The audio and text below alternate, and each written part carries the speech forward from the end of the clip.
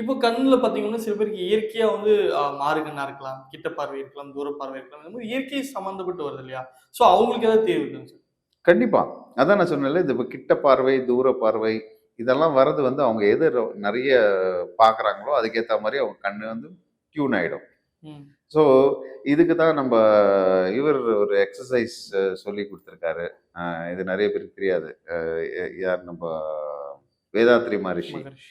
அவரு பார்த்தீங்கன்னா, இந்த மாரி இந்த கைய பிடிச்சுட்டு, கண்ண இப்டி கிட்ட, தூரம், கிட்ட, தூரம், கிட்ட, தூரம். இது பண்ணாலே கண்ணுக்கு இந்த ஷார்ட் சைட், லாங் சைட்ன்ற ப்ராப்ளம் பிரச்சனைகள். பிரச்சனைகள். ஏன்னா நம்ம கண்ணு ஆட்டோமேட்டிக்கா நம்ம அந்த விரல பார்த்துட்டே வந்தோம்னாக்கா, நம்ம தூரம், கிட்ட, தூரம், கிட்ட பண்ணும்போதே ஆட்டோமேட்டிக்கா நம்மளுக்கே ஃபீல் ஆகும்.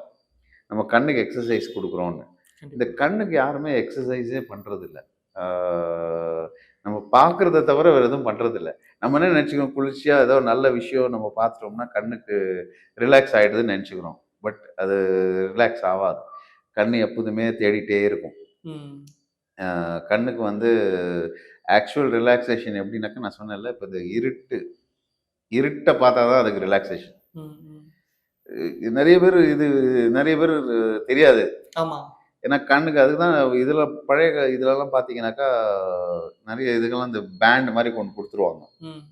அந்த மாரி கிடைக்குது ஆக்சுவலி. ஒரு ஒரு கவர் மாரி இருக்கும். அது போட்டாக்க இருட்டாயிடும். நைட்டு தூங்கும்போது அது கூட போடுறாங்க சில பேரு. பட் சிலது வந்து இந்த இது மாரியே கேப் மாரியே கிடைக்குது. ம். அது போட்டாக்க ஃபுல் டார்க் ஆயிடும். ம். டார்க் ஆயிடும். கண்ணு தொறந்துக்கலாம். அதாவது கண்ண தொறந்து அப்படியே அத சுத்தி பார்த்தனாக்கா, கண்ணு அது பார்த்துட்டே இருக்கணும் அந்த டார்க்னஸ். ஆ. ஸோ டார்க்னஸ் எவ்வளோ பார்க்குறோமோ, அவ்வளோ உங்களுக்கு கண் வந்து நல்ல விஷயம். பேக் டூ நார்மல் ஆகும். எஸ்.